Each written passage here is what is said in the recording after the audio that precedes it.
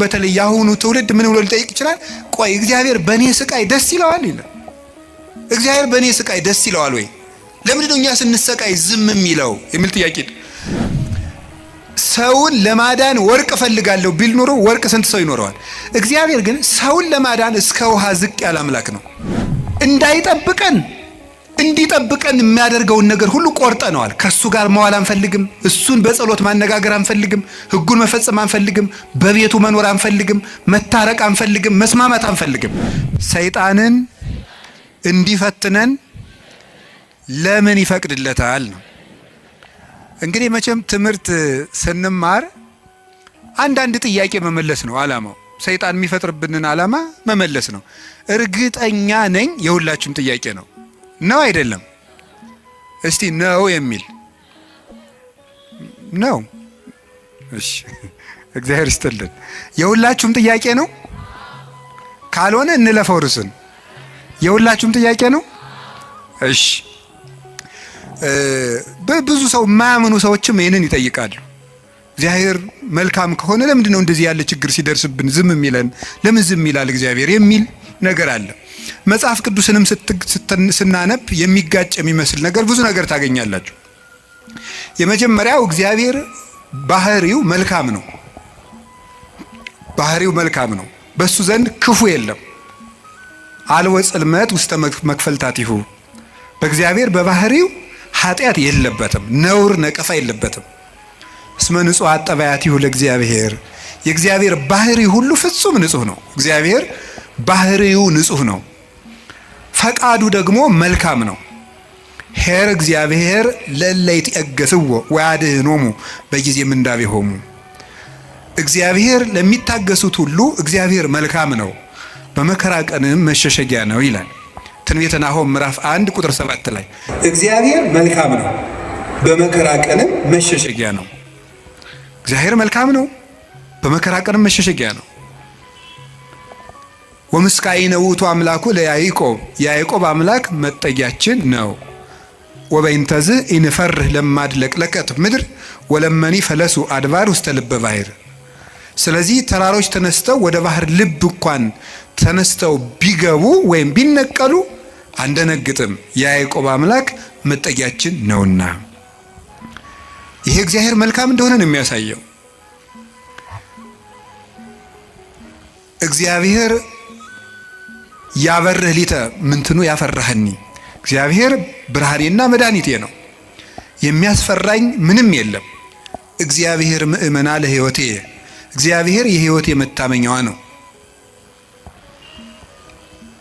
ምንም የምፈራው ነገር የለም። እመኒ ጸብአኒ ተአይን እይፈራህኒ ልብየ። ሰራዊት እንኳን ከቦ ቢወጋኝ እግዚአብሔር መታመኛዬ ነውና አልፈራም ይላል። ስለዚህ እግዚአብሔር ብርሃን ነው። እግዚአብሔር መድኃኒት ነው። እግዚአብሔር መልካም ነው። እሱ ራሱ ኖራል። አነ ውእቱ ኖላዊ ኄር ዘበአማን። እኔ እውነተኛ እረኛ መልካም እረኛ እኔ ነኝ ይላል። በጎ እረኛ እኔ ነኝ። እንኳን በአፋ ሆኖ መጠበቅ ይቅርና ራስን አሳልፎ በመስጠት እንኳን የሚጠብቅ እረኛ ነው እሱ። እግዚአብሔር ንጉሥ ሆኖ መጠበቁ፣ አምላክ ሆኖ መጠበቁ፣ በሰማያዊት መንግስቱ በግርማ መለኮቱ ሆኖ መጠበቁ ድንቅ ነው። ከዚያ ያለፈ ደግሞ የሚደንቀው ራሱን በመስጠት የጠበቀን እረኝነት ግሩም ነው። ለእኛ ራሱን አሳልፎ መስጠቱ። እግዚአብሔር እኔ ቸር እረኛ ነኝ ብሏል። እኔ ቸር እረኛ ነኝ፣ በጎቼም እኔን ያውቁኛል፣ ድምፄንም ይሰማሉ። በእኔ በኩል የሚገባ ይድናል። እኔ የበጎች በር ነኝ። ዘዋንተ ኀቤ ውእቱ ይድኅን። በእኔ በኩል የሚገባ ይድናል። ይበውእ ወይወፅእ፣ ይገባል ይወጣል። ወይረክብ ምርአየ፣ መሰማሪያም ያገኛል ይላል። ስለዚህ በጎቼ እኔን ያውቃሉ፣ እኔም በጎቼን አውቃለሁ። አልቦ ዘየሐይደኒዮን እምኔ፣ በጎቼን ከእጄ የሚነጥቃቸውም ከቶ የለም ይላል። እንግዲህ እግዚአብሔር ጠባቂያችን ነው፣ እረኛችን ነው፣ መልካም ነው፣ ቸር ነው። እግዚአብሔር ሰው እንዲጠፋም አይፈልግም። ኢፈነወ እግዚአብሔር ለወልዱ ከመ ይትሐጐል ኩሉ ዓለም አላ ከመ ይሕየው። እግዚአብሔር ዓለሙ ሁሉ እንዲድን እንጂ እንዲጠፋ ልጁን አላከውም ይላል። እግዚአብሔር ዓለሙ ሁሉ እንዲድን ነው እንጂ እንዲጠፋ አይፈልግም። ቅድምም ብፁዕ አባታችን እንደጠቀሱልን ጢሞቴዎስ ምዕራፍ 2 ቁጥር 1 ላይ ሲናገር ዘይፈቅድ ይሕየው ኩሉ ዓለም ዘአነ ቀዳሚሆሙ ለኃጥአን የኃጥአን መጀመሪያቸው የምሆን እኔንም ጨምሮ ዓለም ሁሉ እንዲድን የሚወድ እግዚአብሔር ይላል ቅዱስ ጳውሎስ። ዓለም ሁሉ እንዲድን የሚወድ እግዚአብሔር የሚወደው ዓለም ሁሉ እንዲድን ነው። ወይኩን ፈቃድከ እንላለን። ፈቃድህ በሰማይ እንደሆነች እንዲሁም በምድር ትሁን እንላለን። ቅዱስ ዮሐንስ አፈወርቄን ሲተረጉም ፈቃዱሰ ለእግዚአብሔር ድህነተ ዓለም ውእቱ ይላል።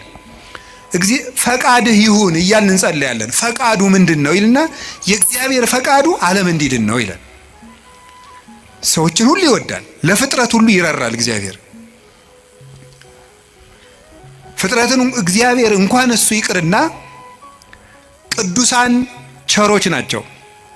የቅዱሳን ቸርነት ከሰው አንሶ እስመ ነፍሰ ጻድቅ ይትራራ ላይለ ነፍሰ እንስሳው የጻድቅ ሰው ነፍስ ለእንስሳ እንኳን ይራራል ይላል። ጻድቅ ለእንስሳ እንኳን የሚያዝን ነው። እግዚአብሔርን ተውት። አንድ ሰው እግዚአብሔርን መምሰል ሲጀምር ለእንስሳ እንኳን የሚያዝን ይሆናል። ለእንስሳት የሚያዝን ይሆናል። ዛሬም ድረስ አሉ ለእንስሳት የሚያዝኑ። በገጠር ያሉት ያዝናሉ። የከተማው ሰው እንጃ ያላውቅም፣ ከተማ ስለማልኖር። የገጠር እናቶች ጤፍ እንኳን ሲያበጥሩ ለወፎቹ ይተውላቸዋል፣ እንዲለቅሙ ይተውላቸዋል። ለዝንጀሮ ይተዋል። በኦሪት ዘዳግም አለ ቃርሚያ በቃረምክ ጊዜ አዝመራህን ጨርሰህ አትጨደው፣ ለድሃና ለአውሬ ተው ተብሏል። ርኅራኄ የብሉይ ኪዳንም የሐዲስ ኪዳንም አስተምሮ ነው። ጥጃውን አርደህ በእናቱ ወተት አትቀቅለው ይላል። የቸርነት ስራ ነው ይሄ። ርኅሩህን ነው። በእናትና በልጅ መካከል ገብተህ ጭካኔን አታድርግ ማለት ነው። እናትና ልጅን መለየት ጭካኔ ስለሆነ እግዚአብሔር እንኳን ለሰው እናትና ልጅ ይቅርና ለእንስሳት እናትና ልጅነት የሚያዝን ርኅሩህ ነው እግዚአብሔር። ለእንስሳቱ ርኅራኄ ሰርቶላቸዋል። አህያውን ያለመጠን እንዳይጭኑት ስርዓት ሰርቷል እግዚአብሔር። በሬና በሬ እንዳይዋጋ ስርዓት ሰርቷል። አንዱ በሬ የአንዱን በሬ ወግቶ እንዳይገድል ኦሪት ዘጸአት ምዕራፍ 21 ላይ እንደተጻፈልን። ስለዚህ እግዚአብሔር ለእንስሳት እንኳን እንድናዝን ፈጥሮናል። ለሁሉ ልክ መልክ ሰጥቶ ነው የፈጠረ እግዚአብሔር። ሁሉም እንኳን እሱ የእሱ ቅዱሳን ቅዱሳን እሱ የፈጠረው ፍጥረት እንኳን መልካም ነው። 6 ቀን የፈጠረው ፍጥረት ሁሉ ወሬ እግዚአብሔር ከመሰናይ እግዚአብሔርም ያ መልካም እንደሆነ አየ እያለን የደመደመው የፈጠረው ፍጥረት ሁሉ እግዚአብሔር መልካም ነው። እንግዲህ እግዚአብሔር መልካም ከሆነ ቸርም ከሆነ እንዳንጠፋም የሚፈልግ ከሆነ እንድንድንም የሚፈልግ ከሆነ ቸርረኛችንም ከሆነ እሱን ከተጠጋን ምንም የሚነጥቀን ከሌለ በሱ ስም እያመንን እሱን ጥግ እያደረግን የሱን ስም እየጠራን እየጸለይን እያስቀደስን በጎው እግዚአብሔር የኪዶ ክፉ ይደርስብናል የሚል ጥያቄ ሁላችንም እንጠይቃለን። ዲያብሎስ ራሱ ክፉ ነገርን ያመጣና እግዚአብሔር ቸር ከሆነ ክፉ ነገር ለምን አመጣብህ ብሎ ደግሞ ይጠይቀናል። ለዚህ መልስ ያጣች ነፍስ በእግዚአብሔር ተስፋ ቆርጣ ትቆበልላለች። ለምንድን ነው እግዚአብሔር የማያዝንልኝ? አንዳንድ ጊዜ ደግሞ እንደውም በተለይ ያሁኑ ትውልድ ምን ብሎ ሊጠይቅ ይችላል? ቆይ እግዚአብሔር በእኔ ስቃይ ደስ ይለዋል ይላል። እግዚአብሔር በእኔ ስቃይ ደስ ይለዋል ወይ? ለምንድን ነው እኛ ስንሰቃይ ዝም የሚለው የሚል ጥያቄ። እዚሁ ጋር የሚያያዝ አንድ የመጽሐፍ ቅዱስ ጥቅስ ላንሳላችሁ። አነ ውእቱ ፈጠርኩ ብርሃነ ወገበርኩ ጽልመተ። ብርሃንን የፈጠርኩ እኔ ነኝ፣ ጨለማንም የሰራሁ እኔ ነኝ። አመጽ ሰላመ እፈጥር ሰላመ ወእገብር እኪተ። ሰላምንም አመጣለሁ ክፋትንም እፈጥራለሁ። አነ እግዚአብሔር ፈጠርኩ ዘንተ ኩሎ። እኔ እግዚአብሔር ሁሉንም ይሄንን ፈጠርኩ ይላል ትንቢተ ኢሳይያስ ምዕራፍ 45 ቁጥር 6 ላይ እኔ እግዚአብሔር ሰላምን አመጣለሁ ክፋትን እፈጥራለሁ፣ ብርሃንንም ፈጥሬያለሁ ጨለማንም ፈጥሬያለሁ ይላል። እዚያ ላይ እግዚአብሔር መልካም ነው አለ። አሁን ደግሞ እዚህ ላይ እኔ እግዚአብሔር ክፋትን እፈጥራለሁ ይላል። እግዚአብሔር ክፋትን ይፈጥራል? ምን ትላላችሁ? እንዴ እፈጥራለሁ ያለ እኮ ራሱ ነው። እግዚአብሔር ራሱ ነው እኔ ክፋትን እፈጥራለሁ። እኔ እኮ መጽሐፍ ቅዱስ ላይ ነው የጠቀስኩት። እግዚአብሔር እንደዚህ ብሏል፣ እግዚአብሔር ክፋትን እፈጥራለሁ ብሏል ይላል። ምን ትላላችሁ? እኔ ክፋትን የምፈጥር አምላክ ነኝ ይላል። እኔ ሰላምንም አመጣለሁ ጦርነትን የማመጣው እኔ ነኝ ይላል። ከዚያ መልሶስ ደግሞ ምን ይላል ደግሞ መልእክተ ያዕቆብ ምዕራፍ 1 ቁጥር 3 ላይ እያሜክር እግዚአብሔር በእኩይ ይላል። እግዚአብሔር በክፉ ማንንም አይፈትንም ይላል። እንዴት ያለ ነገር ነው! እግዚአብሔር በክፉ ማንንም አይፈትንም። ኢሳይያስ ላይ ደግሞ እኔ እግዚአብሔር ክፋትን እፈጥራለሁ። አልተጋጨም? ተጋጭቷል። ተጋጭቷል? እሺ አልተጋጨም።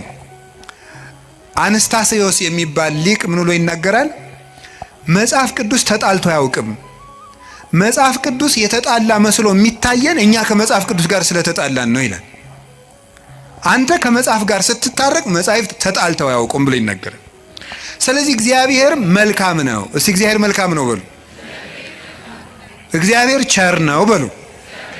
ሰው ሁሉ እንዲድን ይፈልጋል፣ ይረዳናልም። ልብ በሉ። እንዲያውም ምንድን ነው የሚለው? ወይ ፈቅድ ምክንያት ለድሂን። እግዚአብሔር ሰውን ለማዳን ምክንያት ይፈልጋል። ሰውን ምክንያት ፈልጎ ነው የሚያድን እንጂ ቆይ እስቲ በገሌ በምን ልፍረድበት አይደለም የሚለው። የሚያድን ነገር ከዚህ ሰውዬ ምን ላግኝ፣ እንዲያው ምን አይቼ ልማረው ነው የሚለው እንጂ እግዚአብሔር እንዲያው በገሌ በምን ልፍረድ ይችንም ልመዝግብ አይደለም የሚለው። ኃጢአትን ብትቆጣጠር ኑሮ በፊት ማን ይቆማል ያለ ዳዊት ይሄን ነው። ኃጢአትን ብትቆጥር በአንተ ፊት የሚቆም ማንም አይቆምም። ቸርነትን ነው የሚቆጥር እግዚአብሔር። ሰውን ለማዳን ተግቶ የሚሻ አምላክ መሆኑን የምታዩት ሰውን ለማዳን ወርቅ እፈልጋለሁ ቢል ኑሮ ወርቅ ስንት ሰው ይኖረዋል? እግዚአብሔር ግን ሰውን ለማዳን እስከ ውሃ ዝቅ ያለ አምላክ ነው። ቀዝቃዛ ውሃ የሰጠ ይድናል አለ። ምን ማለት መስላችሁ? እስከ ትንሹ ነገራችሁ ድረስ እናንተን ለማዳን እወርዳለሁ። ውሃ ማንም ሰው ሊያገኘው የሚችለው ነው።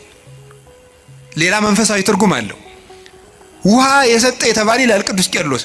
ሰው ምንም ነገር ቢሰጥ በእግዚአብሔር ዘንድ ውሃ ነው። አካልህን እንኳን ለእግዚአብሔር ቆራርጠ ለሰማዕትነት አሳልፈ ብትሰጥ ለእግዚአብሔር ግን ውሃ እንደመስጠት ነው።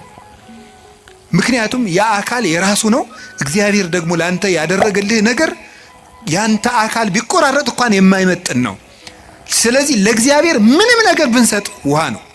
አካል ውሃ ነው። እንደዚያ ከሆነ እግዚአብሔር እንደዚህ ያለ መልካም አምላክ እንዲህ ያለ መልካም አባት ከሆነ ለኛ የሞት አምላክ አኮ በመላክ ወአኮ በተንባል መላክ ልኮ አማላጅ ልኮ ሳይታረቀን ራሱ መጥቶ ከታረቀን እስከዚህ ድረስ ሰው የሚወድ አምላክ ከሆነ ለምንድነው እግዚአብሔር ክፉ የሚያመጣብን የሚል ጥያቄ ይኖራል። እግዚአብሔርስ በክፉ ይፈትናል ወይ? መልሱ አይፈትንም ነው። እስኪ አይፈትንም በሉ። እግዚአብሔር በክፉ ይፈትናል አይፈትንም? እግዚአብሔር ክፉ ይፈጥራል አይፈጥርም? እስኪ ነገር ይፈጥራል አይፈጥርም? አይፈጥርም። እግዚአብሔር እንዴ እፈጥራለሁ ብሎ አላልክም ቅድም ልትሉ ትችላላችሁ። እግዚአብሔር ክፉ አይፈጥርም። ታዲያ ምን ማለት ነው? ክፉ ሲመጣ ዝም ይላል ነው። እስኪ በሉ ንገሩ እንጂ ክፉ ሲመጣ እስኪ ለምሳሌ እንዲህ የሚል ነገር አለ። ሮሜ ምዕራፍ 13 ቁጥር 1 ላይ እስመ ይትሰየም መኮንን ዘእንበለ ዘእምኀበ እግዚአብሔር ይላል። ያለ እግዚአብሔር ፈቃድ ባለስልጣን አይሾምም ይላል። በደንብ ስሙ። ያለ እግዚአብሔር ፈቃድ ምን አይሾምም?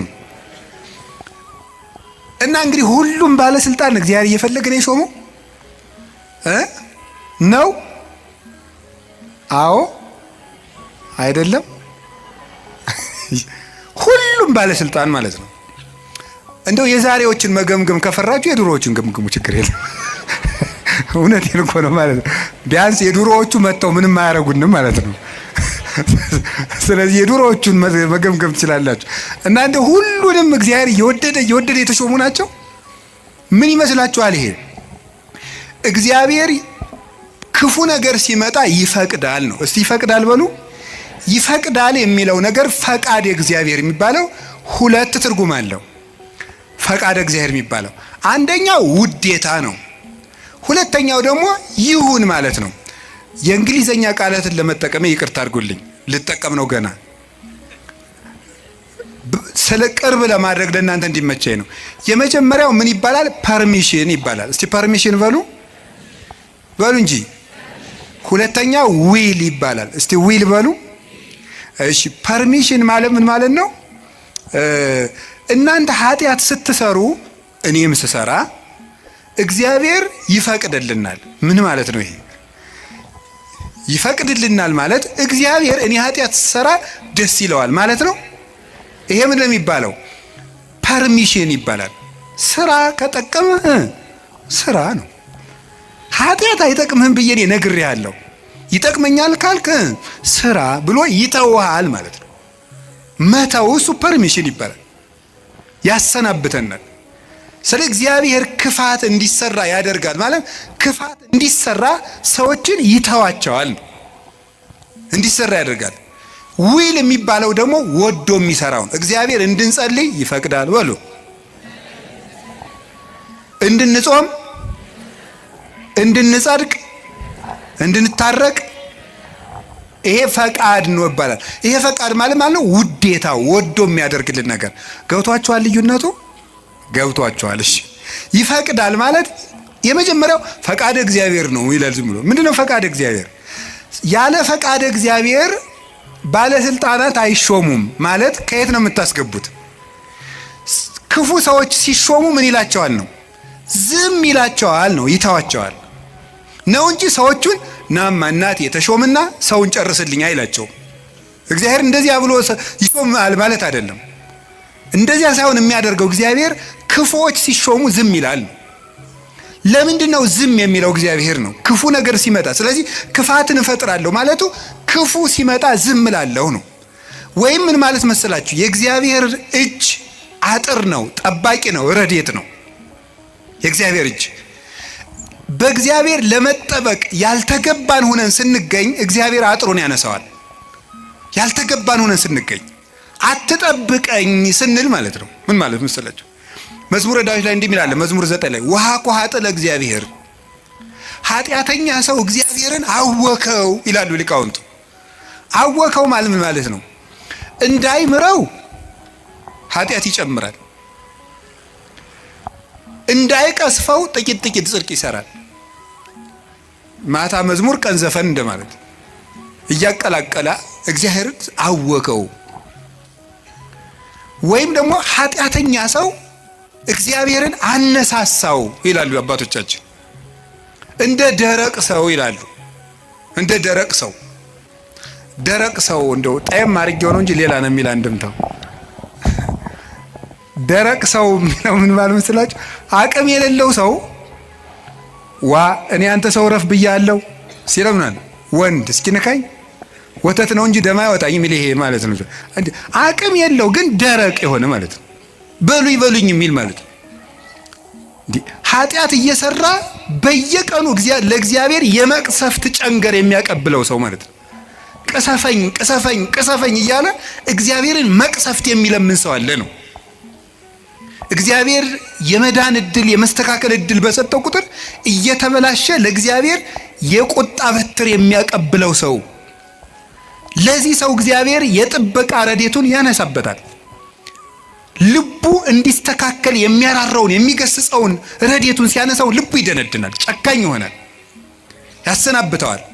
ያን ጊዜ ሰዎች በሙሉ አራዊት አጥር ሲነሳላቸው በተከፈተ ቤት ውስጥ ገብተው እንደሚሰለጥኑት ሁሉ እግዚአብሔር ረድኤቱን ከኛ ላይ ሲያነሳ አራዊት የሆኑ ሰዎች በስልጣን ሊሆን ይችላሉ፣ በጭካኔ ሊሆን ይችላሉ፣ መጥተው እንዲሰለጥኑ ያደርጋቸዋል ማለት ነው። በሰው ላይ እንዲሆኑ ያደርጋቸዋል እንደተባለው ማለት ነው። አንድ ዲያቆን ነው አይደል የተባለው፣ መቅደስ ውስጥ ቅዱስ ጳውሎስን እንትቷሉ የኢዮብን መጽሐፍ ያነባል አሉ። እንዲያው እኮ ይገርማል። እና የሚያነበው ደግሞ አነግስ ብእሴ መደለው የሚለውን ነው። አፄ ቴዎድሮስ እያስቀደሱ ነው ይባላል። ጨካኝ ንጉስ አነግሳለሁ የሚለውን ነው የሚያነበው። ጨካኝ ንጉስ አነግሳለሁ ብሏል እግዚአብሔር የሚለውን ያነባል። ምን ብለው ጨመሩበት እሳቸው? ቀጥሎ ያለውን እሱ ግን አይላትም አውቆ በእንተ ከህዝብ የሚለውን ጨምረው እንጂ ያሉት አሉ። ስለ ህዝቡ ክፋት የሚለውን ጨምረህ አነበው አሉት። ስለምኑ ክፋት ነው? ስለ ህዝቡ ክፋት ነው። ስለዚህ ክፉ ነገርን ማን ነው ያመጣው ካላችሁን፣ እኛ በሉ ንገሩኝ እንጂ እኛ ነን ክፉ ነገርን የምናመጣው። እግዚአብሔር ክፉ ነገርን አመጣለሁ ማለት ክፉ ነገር ሲመጣ ዝም እላለሁ፣ አሰናብተዋለሁ ማለት ነው። ፈርዖን በእስራኤል ላይ እንዲሰለጥን ዝም እለዋለሁ ነው፣ አሰለጥነዋለሁ። ለምንድነው እግዚአብሔር ክፉ ነገር እንዲመጣብን የሚፈቅድ? አይወደንም? ይወደናል። አይፈልገንም? ይፈልገናል። አያዝንልንም? ያዝንልናል። እና ግንሳ ምን ሆነ? እንዳይጠብቀን እንዲጠብቀን የሚያደርገውን ነገር ሁሉ ቆርጠነዋል። ከሱ ጋር መዋል አንፈልግም። እሱን በጸሎት ማነጋገር አንፈልግም። ሕጉን መፈጸም አንፈልግም። በቤቱ መኖር አንፈልግም። መታረቅ አንፈልግም። መስማማት አንፈልግም። በምን መልኩ ይጠብቀን? አብሮን ቢኖር ክፉ አይደርስብንም። አብሮን እንዳይኖር ደግሞ ቤታችን ቆልፈናል። እኔ በደጅ ቁሜ አንኳኳለሁ፣ የሚከፍትልኝ ቢኖር ራት እበላለሁ ብሏል። የምንከፍተው እኮ ደጃፋችን መስኮታችን አይደለም፣ ልብ ነው ደጅ ያለው። ያን መክፈት ይጠበቅብናል።